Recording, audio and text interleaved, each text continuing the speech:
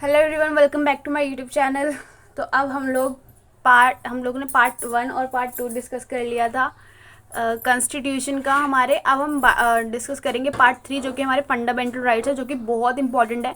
अब fundamental rights जो हैं बेसिकली कहाँ से लेके आए गए हैं, ये लेके आए गए हैं अमेरिका से, ठीक है। क्योंकि वहाँ क्या कहते हैं, क्योंकि वहाँ का जो संविधान है हमसे 200 बेसिकली हमारा 20th सेंचुरी में बना है, ठीक है, और उनका 18th सेंचुरी में बन गया था। अब 20th सेंचुरी का मतलब है कि हमारा 90s में बना है, मीन्स 1947 1950 90 इट वुड बी, वहाँ पे 90 लगा होगा।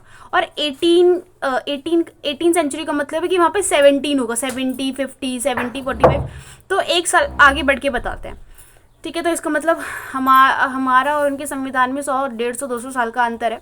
तो हम लोगों ने क्या किया, वहाँ से संविधान, क्योंकि वो बेसिकली मेच्योर हो चुका होगा, उसको 400 साल ऑलरेडी हो चुके हैं बने हुए, तो इसलिए हम लोगों ने वहाँ से फंडामेंटल राइट्स लिए, क्योंकि वहाँ के जो लोग थे काफ़ी अच्छे हैं, तो उन्होंने अपने लिए फंडामेंटल राइट्स बनाए कि हमें ये राइट्स चाहिए, ठीक है।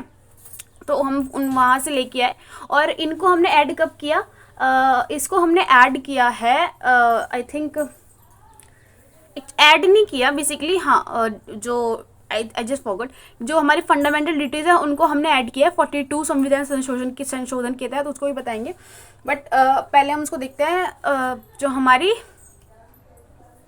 फंडामेंटल राइट्स हैं, ठीक है। तो हमारे फंडामेंटल राइट्स बेसिकली 6 हैं, पर पहले 7 हुआ करते थे, अब 6 हो गए हैं, ठीक है। हम चलो उनको डिस्कस करते हैं। सबसे जो हमारा आर्टिकल है वो कहाँ से कहाँ तक है फंडामेंटल राइट्स के लिए, वो यह है 12 से लेकर 35 तक। तो जो 12th आर्टिकल है वो तो वो फंडामेंटल राइट्स का है, जो हमें बताता है कि जो फंडामेंटल राइट्स हैं वो क्या है और फंडामेंटल राइट्स कैसे इम्प्लीमेंट होंगे, ठीक है। फंडामेंटल बेसिकली एक डेफिनेशन टाइप में, जो फंडामेंटल राइट्स की जो डेफिनेशन टाइप में क्या है, हमारा जो 12th आर्टिकल है वो है, उसमें स्टेट की भी चर्चा है थोड़ी बहुत, ठीक है, कि स्टेट जो होगी, अब स्टेट क्या होगी, स्टेट क्या होती है, कोई भी अथॉरिटी, कोई भी कमिटी जिसके पास अपने कोड ऑफ कंडक्ट बनाने का अपने पास अधिकार हो। अब कोड ऑफ कंडक्ट क्या होता है, या फिर अपनी कंपनी का रूल बनाने का अपने पास अधिकार हो। जैसे कि कोई भी इंस्टीट्यूट होता है, उस इंस्टीट्यूट में एक ऑनर होता है, उसको सारा अधिकार होता है कि वो अपना शेड्यूल सारा बना के रखे, ठीक है। और उसी शेड्यूल को क्या करते हैं, सारे टीचर्स क्या करते हैं, फॉलो करते हैं। तो वो एक तरीके क्या है, कोड ऑफ कंडक्ट की, इसके अकॉर्डिंग क्या करना है, हमें वर्क करना है। तो वो क्या है, अपने आप में स्टेट है, क्योंकि वो अपने इंस्टीट्यूट के लिए अपने एग्जीक्यूशन भी कर सकती है, अपने लेजिस्लेट यानी कि अपने नियम भी बना सकती है, और अपने आप उसको एग्जीक्यूट भी कर सकती है, और वो अपनी वैकेंसी भी निकाल सकती है कि हाँ हम इस टीचर को रिक्रूट करेंगे हमारे इंस्टीट्यूशन में। तो ऐसी ही संस्थाएं, तो ऐसी तो हमारे पास बहुत सारी संस्थाएं हैं, हाँ, यूपीएससी है, चीफ इलेक्शन कमीशन है, ह्यूमन राइट्स काउंसिल है। तो ऐसी बहुत सारी काउंसिल होती हैं, ऐसी बहुत सारी इंस्टीट्यूशन होती हैं जिनके पास अपने अधिकार होते हैं, और वो स्टेट को कंसीडर किया जाते हैं। तो इन्हीं स्टेट को बोला गया है कि हमारे जो फंडामेंटल राइट्स है उनको आपको ध्यान में रख के ही ये सारे नियम्स और रेगुलेशंस अपनी कंपनी में, अपने इंस्टीट्यूट में बनाने हैं। तो इसका मतलब हो गया स्टेट। अब स्टेट का मतलब ये मत समझ जाना कि जो हमारे यहाँ पे 28 स्टेट्स और 8 यूनियन टेरिटरीज, नो, अब told you clearly now, okay. तो ये था 12th में बता दिया। 13 में क्या है, डेरोगेशन ऑफ लॉज होता है। मतलब इसमें बताया जाता है कि आपके पास आपके फंडामेंटल राइट्स हैं, लेकिन अगर आप किसी और के फंडामेंटल राइट्स को वायलेट करते हो, अगर आप किसी और के फंडामेंटल राइट्स के बाउंड्री के अंदर जाते हो, तो आपके जो फंडामेंटल राइट्स हैं उनको हम क्या कर सकते हैं, उनको हम ख़त्म भी कर सकते हैं। अब जैसे कि आपके पास है article 21, it means right to privacy, ठीक है। लेकिन आपके पास राइट टू प्राइवेसी है, ठीक है, लेकिन मान लो अगर आप किसी और के घर में जाके उनके घर की प्राइवेसी को अगर भंग कर रहे हो, तो आपकी राइट टू प्राइवेसी जो है मतलब वो एक तरीके से अमान्य हो जाएगी। क्यों? क्योंकि अगर आपकी राइट ऑफ प्राइवेसी, तो उस इंसान की भी एक राइट ऑफ प्राइवेसी है, ठीक है। तो 13 आर्टिकल हमें यही बताता है कि हमें हमें क्या करना है, अपने नियम कानून कायदे के अंदर रह के ही अपने फंडामेंटल राइट्स को एंजॉय करना है, ठीक है। 14th आर्टिकल है हमारा रूल ऑफ लॉ। अब रूल ऑफ लॉ मतलब जो हमारा बेसिकली जो भारत है, इसमें क्या होगा, जो नियम का शासन होगा। इट मीन्स सब कानून की नज़र में सब लोग बराबर होंगे, चाहे प्रधानमंत्री हो, चाहे राष्ट्रपति हो, चाहे कोई भी हो, चाहे एक आम नागरिक हो, चाहे ठेला लगाने वाला हो, चाहे एक कंपनी में बैठने वाला हो, कोई भी हो, उसके पास क्या होगा, वो क्या होगा, कानून की नज़र में समान होगा। ठीक है, तो ये था रूल ऑफ लॉ। अब आर्टिकल नंबर 15 देखते हैं। आर्टिकल नंबर 15 में हमें दे रखा है कि हमें लिंग, धर्म, जाति, जन्म स्थान, लिंग, धर्म, जाति, जन्म स्थान, it means birth, gender, birth place and caste and religion, इनके अकॉर्डिंग हमें किसी भी इंसान से भेदभाव नहीं करना है, ठीक है, बेसिकली। लेकिन अगर आप देखोगे तो हमारे यहाँ पे धर्म के उस पर भी भेदभाव होता है, हमारे यहाँ पे जाति के बेस पे भी भेदभाव होता है, हमारे यहाँ पे जेंडर के बेस पे भी भेदभाव होता है, हमारे यहाँ पे बर्थ प्लेस के बेस पे भी भेदभाव होता है। कैसे? अगर आप किसी ट्राइबल कम्युनिटी वाले एरिया से आ रहे हो तो ऑफकोर्स आप ट्राइबल कम्युनिटी से बिलोंग करते हो, तो उस इंसान से भी क्या होता है, भेदभाव होता है, उसको लोग अलग नज़रिए से देखते हैं, उसको लोग अपने आप से नीचा मानते हैं। तो अभी भी हमारे देश की यही सच्चाई है कि हाँ, हम लोग हैं इवॉल्व होते जा रहे हैं, वेस्टर्न कल्चर की तरफ जा रहे हैं, लेकिन हमारा माइंड जो है अभी भी प्रॉपरली डेवलप नहीं हुआ है, ठीक है। अब इसमें डिस्क्रिमिनेशन आता है पॉजिटिव और नेगेटिव। अब पॉजिटिव इसमें बोला है कि हम इनके अकॉर्डिंग किसी के ऊपर डिस्क्रिमिनेशन नहीं कर सकते, लेकिन अब इसमें नेगेटिव और पॉजिटिव डिस्क्रिमिनेशन आता है। तो नेगेटिव डिस्क्रिमिनेशन क्या है? अगर आप ऐसे कर रहे हो किसी के साथ भी। और पॉजिटिव क्या है? जैसे ये फीमेल्स हैं, गर्ल्स हैं, इनको क्या होता है, इनको कुछ ना, जैसे कुछ जॉब्स होती हैं उसमें कुछ बेनिफिट्स दिया जाता है। जैसे उनको 1 या 2 नंबर, अगर 1 या 2 नंबर बॉयज से कम लाना होता है और उनको रैंक सेम मिल जाती है। बेसिकली ऐसे यूपीसी वगैरह में नहीं होता, क्योंकि ये क्या है, रिपीटेड संस्था है भाई, ये कैसे कर सकती हैं? यहाँ पे तो जेंडर बायस कुछ हो नहीं सकता। तो लेकिन कुछ इंस्टीट्यूट में ऐसा होता है, जैसे एसएससी वगैरह में देखोगे आप, तो वहाँ पे नॉर्मली हो गई है, ठीक है। तो वहाँ पे उनको क्या है, गर्ल्स को इसलिए बूस्ट अप करने की कोशिश की जाती है क्योंकि गर्ल्स जो है वो पीछे से ही कमज़ोर होती हैं, पीछे से ही कमज़ोर होती है यार। तो अगर हम उनको थोड़ी प्रायोरिटी देंगे तो क्या होगा, गर्ल्स का मोटिवेशन बढ़ेगा, गर्ल्स का जो बेसिकली जो पेरेंट्स हैं उनका थोड़ा फेथ बढ़ेगा कि हाँ, हमारी गर्ल भी कुछ कर सकती है, तो उसको मोटिवेशन मिलेगा। फिर जेंडर बायस जिस दिन ख़त्म हो गया, जिस दिन बॉयज़ एंड गर्ल्स इक्वल हो गए स्कूल में, जिस दिन बॉयज़ एंड गर्ल्स अगर फॉर्म का रिक्रूटमेंट हो रहा है उसमें इक्वल नंबर से फॉर्म भरे गए, तो वहाँ पर कोई भी आपका डिस्क्रिमिनेशन नहीं होगा, ना ही पॉजिटिव डिस्क्रिमिनेशन होगा, ना ही नेगेटिव डिस्क्रिमिनेशन होगा, ठीक है। तो ये है आर्टिकल 16 में क्या है, मतलब हाँ, आर्टिकल 16 में बोल रखा है कि लोक नियोजन में समानता, यानी कि जो भी गवर्नमेंट की जो सर्विसेज हैं उसमें क्या होगा, आपको सिमिलैरिटी दी जाएगी, मतलब उसमें भेदभाव नहीं किया जाएगा, ठीक है। ये मैंने आपको बता दिया। 17 में होगा अस्पृश्यता का अंत, यानी कि अनटचेबिलिटी। पहले क्या होता था, जो नीची जाति के लोग होते थे उनको छुआछूत का वो सारी चीज़ें होती थी, ठीक है। तो इन सब को रोकने के लिए हमारा जो फंडामेंटल राइट्स है वो थोड़ा एक्ट करता है, ठीक है। हाँ, अब आर्टिकल 18 में बोला है कि हम टाइटल्स नहीं रख सकते। टाइटल्स कैसे? जैसे कि पहले के लोग कैसे क्या क्या टाइटल रखते थे, ज़मींदार साहब, ठाकुर साहब, ठीक है, मतलब गब्बर, आई डोंट नो ये टाइटल था या फिर मूवी का नाम था।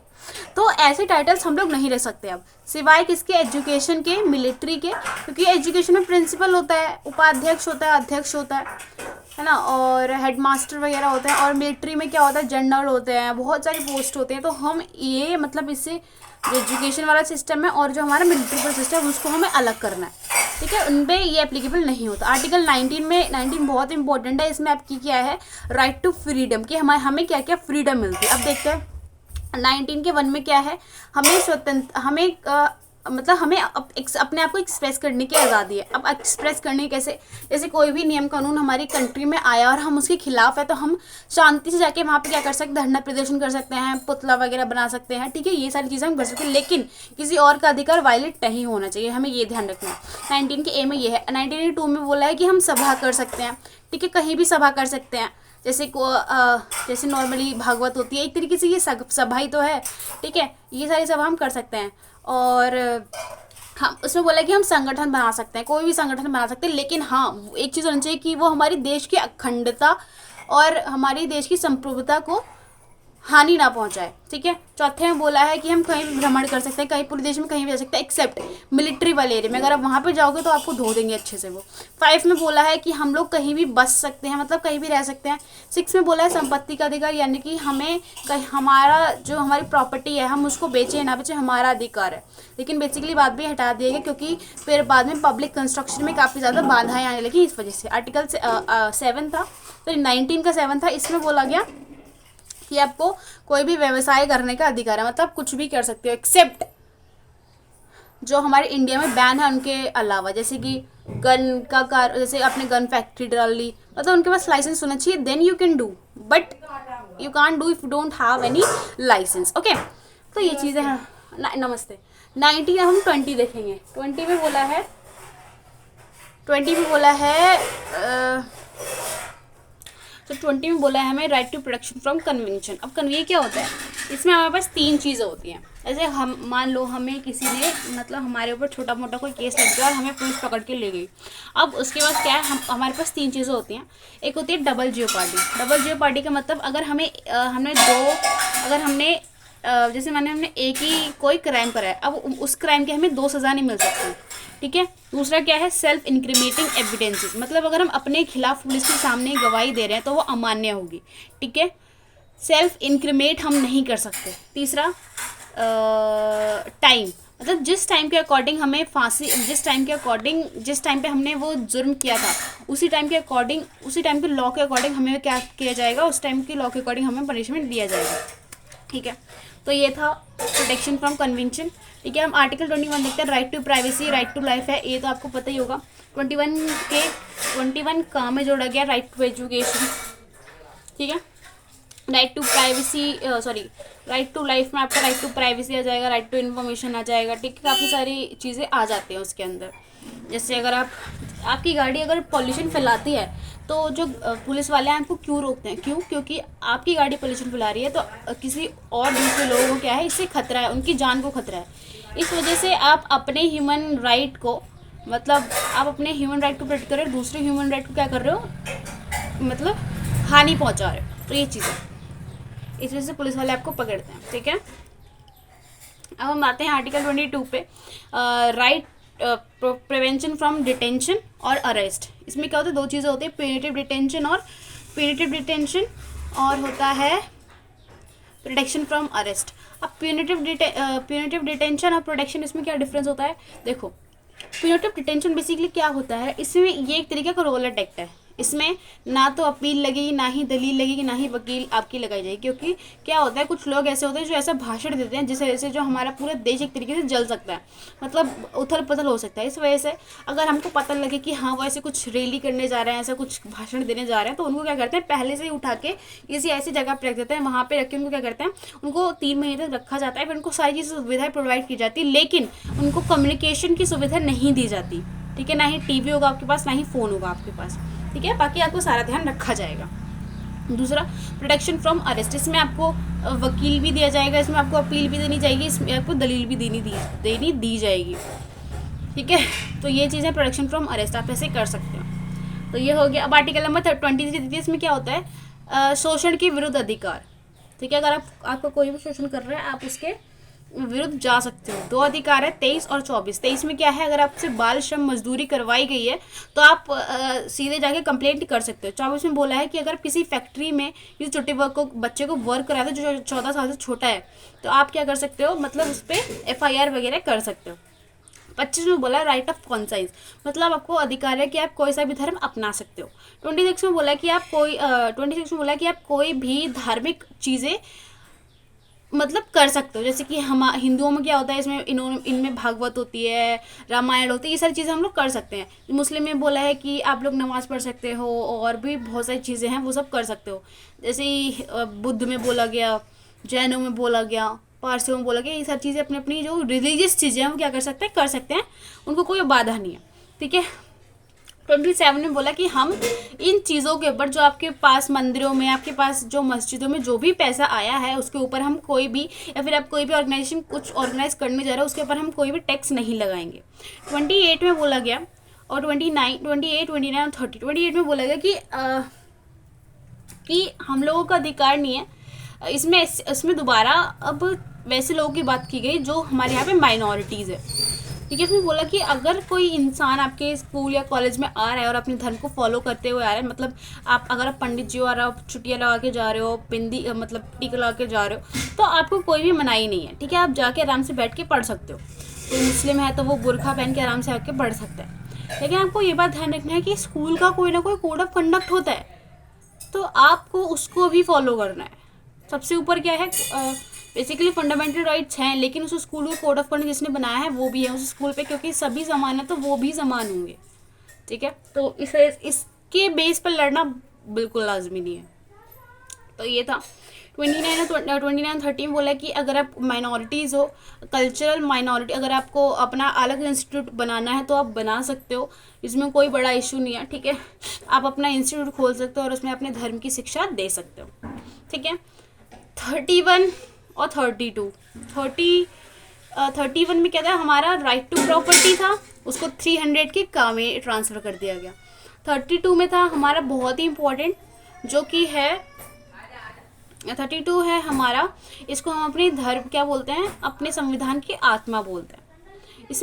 इसमें क्या था, इसमें आपके मतलब 32 के अकॉर्डिंग अगर कोई भी फंडामेंटल राइट अगर आपका वायलेट कर रहा है तो 32 आर्टिकल के अकॉर्डिंग, मतलब ये 32 आर्टिकल क्या करता है, ये इम्प्लीमेंट करता है फंडामेंटल राइट्स को, और ये राइट देता है कि अगर आपका कोई फंडामेंटल राइट्स वायलेट कर रहा है तो आपको सुप्रीम कोर्ट जाने का अधिकार है, आप डायरेक्ट सुप्रीम कोर्ट जा सकते हो।